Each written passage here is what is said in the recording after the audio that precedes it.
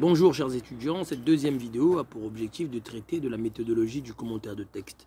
Après avoir traité de la dissertation, maintenant nous allons voir le deuxième type d'exercice qui est le commentaire de texte. Je voudrais vous dire d'abord une chose préliminaire mais qui est très importante.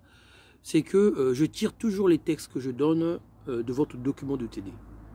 Ça veut dire que le texte que je vous donnerai à l'examen, le texte que je vous donnerai à commenter, sera forcément issu de votre fiche TD. Forcément, vous le trouverez dans votre fiche TD. Je ne vais pas inventer les textes. Ce sont des textes qui sont dans votre fiche TD, donc vous le trouverez dedans.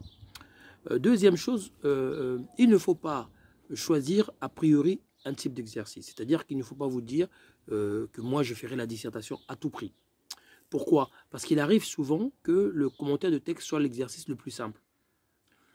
Et donc, il y a une certaine prime pour les étudiants qui font le commentaire de texte, parce que comme ils sont peu nombreux, les correcteurs ont toujours tendance à noter un peu plus généreusement, ou à regarder d'un peu plus près le texte à commenter, ou en tout cas la copie qui essaie de commenter, l'étudiant qui essaie de commenter un texte. Alors, donc voilà, ceci dit, le commentaire de texte a deux écueils qu'il faut éviter. Il y a deux écueils, deux dangers qui guettent le commentaire, qui guettent l'étudiant qui se lance dans le commentaire. C'est la première chose, c'est ce qu'on appelle la paraphrase. La paraphrase, c'est lorsque vous reprenez le texte que vous avez à commenter, en pensant que vous commentez. En fait, vous ne commentez pas, vous ne faites que reprendre les phrases du texte. C'est ce qu'on appelle la paraphrase. Et puis le deuxième écueil qu'il faut éviter, c'est de transformer le commentaire de texte en dissertation. C'est-à-dire que vous prétextez le fait d'avoir un texte à commenter pour faire une dissertation. Dans les deux cas, c'est un hors-sujet. C'est-à-dire que vous n'avez pas fait le travail que vous avez été demandé. Donc deux pièges à éviter. La paraphrase, premier piège, et deuxième piège, la dissertation. C'est-à-dire que vous commentez le texte, mais en faisant une dissertation. Ça, c'est impardonnable. Alors, comme dans ce qu'on a déjà évoqué, comme dans la dissertation, un commentaire de texte, il faut bien lire votre texte. Vous avez quelques étapes, on peut en dénombrer 5. La première chose à faire, c'est évidemment de lire son texte. Il faut bien le lire et relire votre texte. La deuxième chose à faire, le texte, il faut l'analyser. Vous devez analyser votre texte. La troisième chose à faire, c'est de trouver quelle est la raison d'être du texte. Pourquoi l'auteur a écrit ce texte-là? Pourquoi l'auteur a écrit ce texte-là? Quelle est la raison d'être du texte? C'est-à-dire, au fond, quelle est la thèse que le texte porte? Quel est le message que l'auteur veut faire passer par son texte?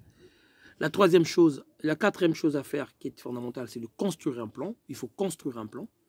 Et le plan, il est forcément binaire, comme dans la dissertation, c'est-à-dire vous avez un plan avec deux parties. Un grand 1 AB et un grand 2 AB. Le plan, il est exactement le même. Et enfin, la dernière chose à faire, c'est de rédiger votre travail. Alors, première chose, il faut lire votre texte. Alors, lorsque vous lisez votre texte, le texte qui vous est soumis, lorsque vous lisez votre texte, le texte qui vous est soumis, vous devez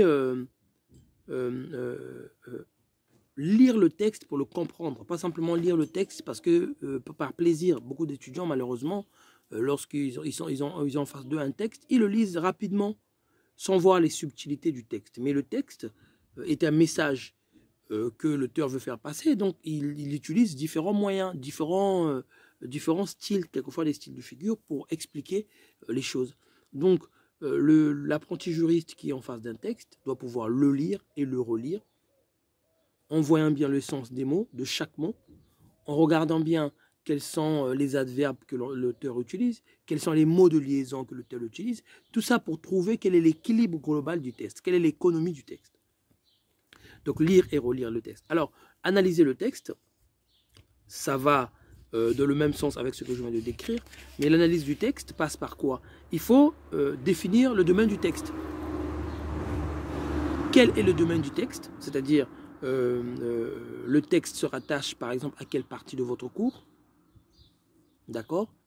Si le texte parle de la révision de la Constitution, il faut regarder dans votre cours quelle est la partie qui parle de la révision de la Constitution. Donc il faut définir le domaine du texte. Il faut ensuite préciser l'objet du texte. Quel est l'objet du texte? Tout ce que je suis en train de vous dire là, c'est un travail que vous faites dans votre brouillon. C'est au brouillon que vous faites ce travail. Il faut donc définir l'objet du texte. Une fois que vous avez défini le domaine du texte, une fois que vous aviez trouvé le domaine du texte, vous devez définir l'objet, quel est l'objet exact du texte, quelle est sa nature, est-ce un texte juridique, est-ce que c'est un texte doctrinal, est-ce que c'est un texte de loi. Vous devez définir avec exactitude quelle est la nature du texte, quelle est son origine. Est-ce que c'est un texte qui est d'origine parlementaire? Est-ce qu'il est d'origine gouvernementale? Est-ce qu'il est d'origine constitutionnelle? Quelle est l'origine du texte? Son auteur, sa date d'entrée en vigueur, si c'est un texte de loi. Alors, généralement, à la fin de chaque texte que vous aurez à commenter, vous aurez toujours la présentation. Vous aurez toujours la présentation, généralement le lieu où le texte a été tiré, son auteur, sa date de publication. Toujours. Alors,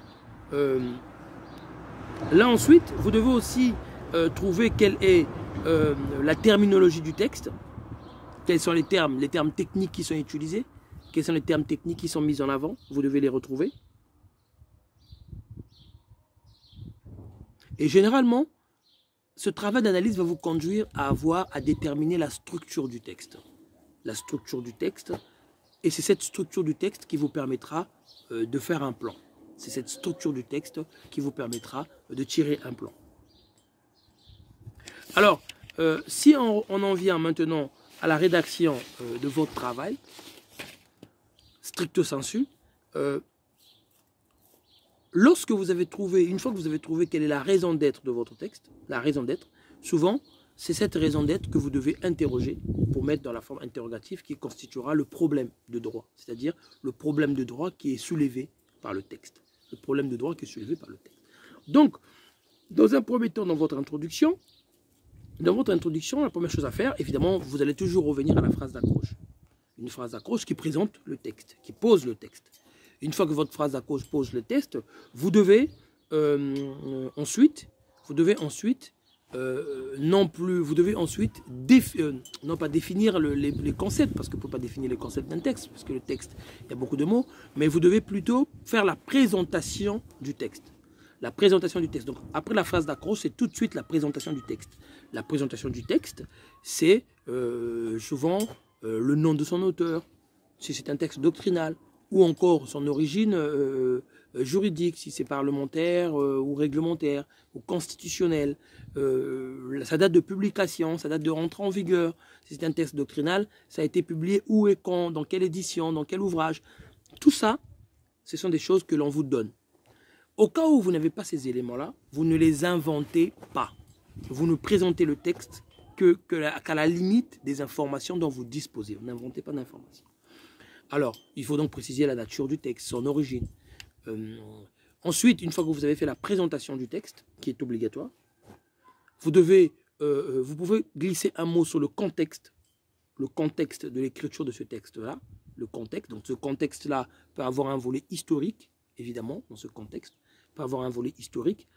Ici, intérêt pratique, intérêt théorique, c'est possible, mais ce n'est pas obligatoire dans le commentaire d'un texte. C'est possible, mais ce n'est pas obligatoire dans le commentaire d'un texte. Une fois que vous avez posé, vous avez présenté votre texte, vous avez fait ce qu'on appelle la contextualisation du texte.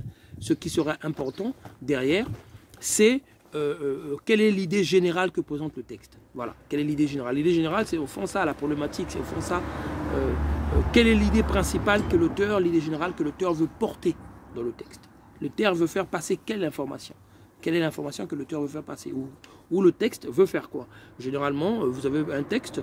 Si c'est un texte de loi, vous pouvez avoir sans difficulté une organisation d'un secteur juridique donné avec un principe que poserait le texte et une exception.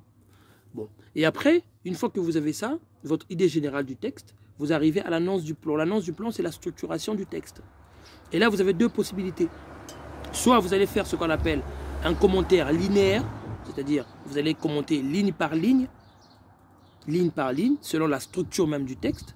Soit vous pouvez faire un commentaire qui soit un commentaire thématique, c'est-à-dire que vous allez faire un commentaire sur la base des thématiques qui ressortent du texte. S'il y en a deux thématiques, eh ben vous aurez un grand 1 et un grand 2, chaque partie de votre texte reprenant une thématique particulière.